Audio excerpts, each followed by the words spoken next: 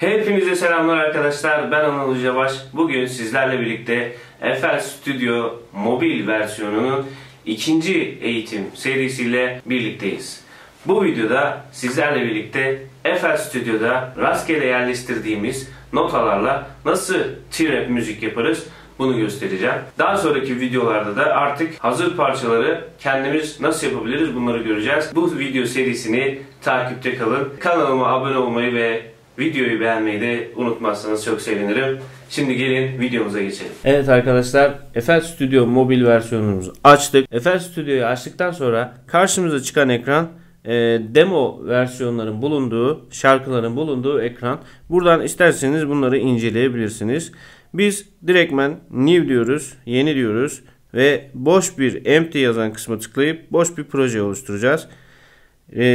Trap yapacağımız için BPM'i 60 civarında şimdilik ayarlıyoruz ve direktmen karşımıza böyle bir ekran çıkıyor. Gördüğünüz gibi klavyemiz. Şimdi yapacağımız şarkıda önce rastgele bir melodi oluşturacağız arkadaşlar. Bu melodiyi önce ritmimizi 65 civarına getirip bu şekilde bıraktık. Şimdi hemen basit bir piyanoyla işe başlayalım.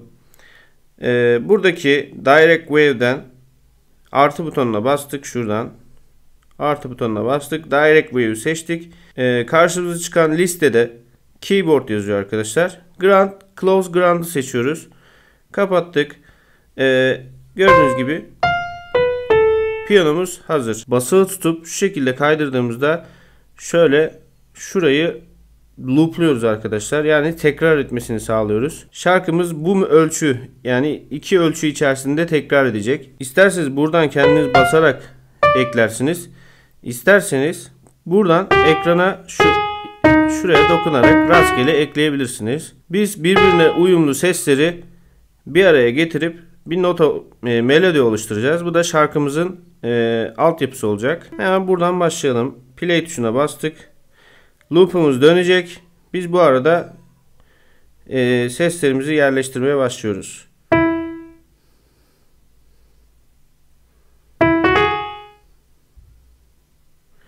Rastgele gördüğünüz gibi arkadaşlar. Şimdi burada bir melodi oluşmaya başlayacak. Kafanıza göre silip kaldırabilirsiniz.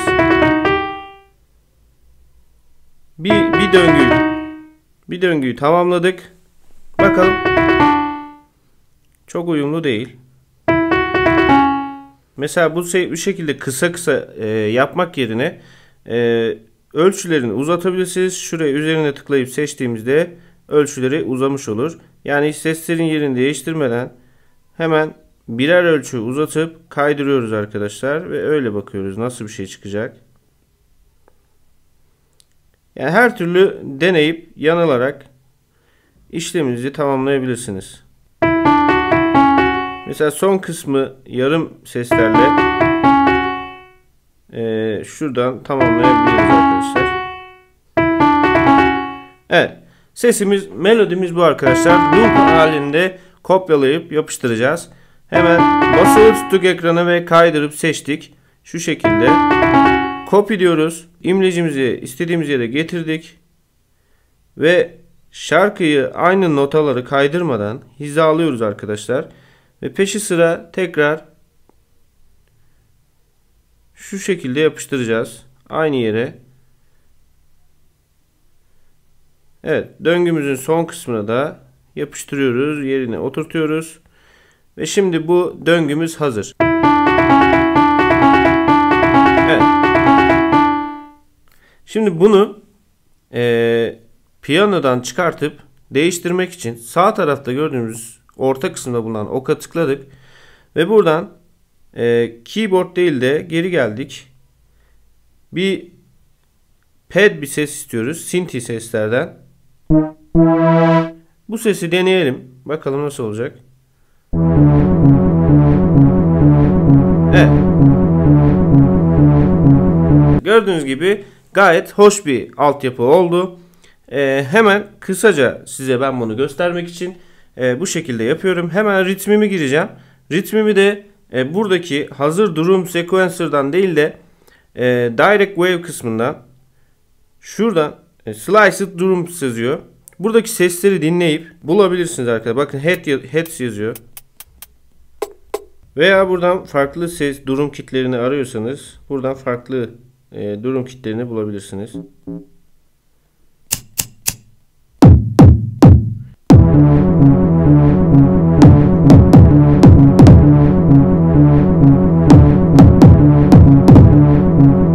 Evet.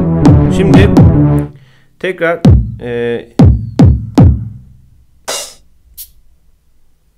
kaydırıyoruz. Clap koyabiliriz, head koyabiliriz.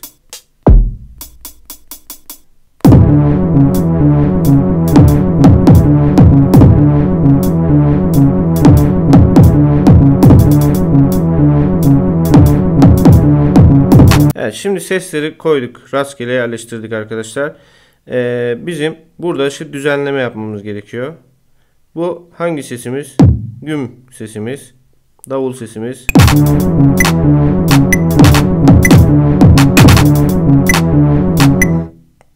Evet, metronomu kapatalım tekrar. Onu da BPM üzerinden aşağıdan M tuşuna basarak yapabilirsiniz. Zillerimizi yerleştireceğiz, headlerimizi. Şu şekilde parmağımızla dokunup gördüğünüz gibi dinleyelim.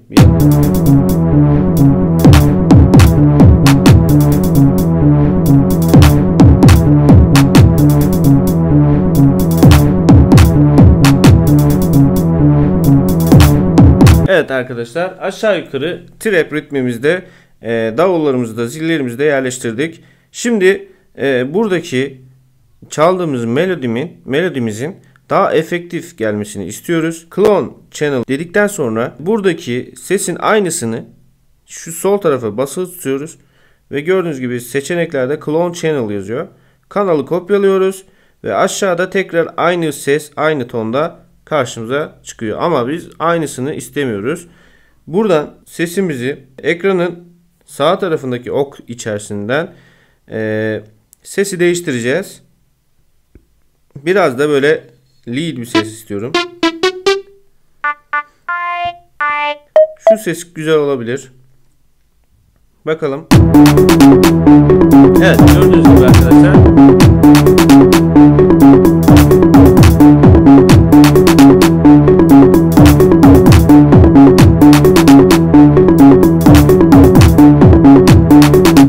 Şimdi istersek buna farklı efektler de aynı sesleri kopyalayarak farklı efektlerle, derinlik efektleriyle şarkıyı boyut kazandırabiliriz. Farklı boyutlar kazandırabiliriz. Ayrıyetten bu melodi üzerine uyumlu farklı sesler de yazabiliriz arkadaşlar. Şimdi ben farklı ses yazmak istiyorum. Clone diyorum. Bu şekilde geldim.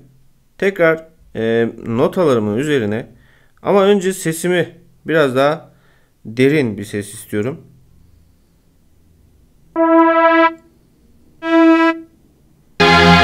Bass da kullanabiliriz aslında öncelikle.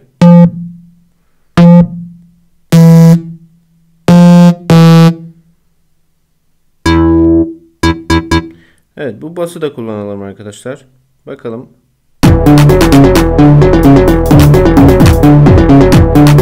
Evet, bass'ımız da kalsın. Bass da hazır elimizdeymişken hazır durumda olsun. Hemen yine clone diyorum. Ben sesi değiştireceğim tekrar. Bu notaları da siliyorum. Çünkü farklı bir nota yazacağız. Bizim şarkımız şu şekilde oldu aşağı yukarı.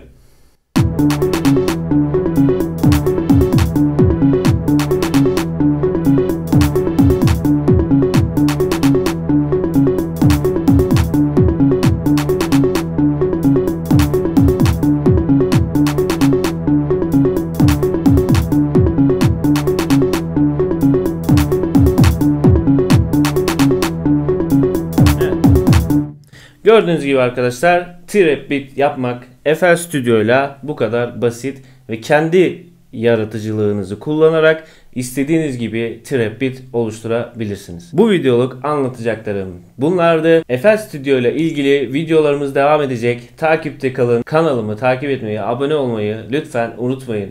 Bir sonraki videoda görüşünceye dek kendinize çok iyi bakın ve hoşça kalın.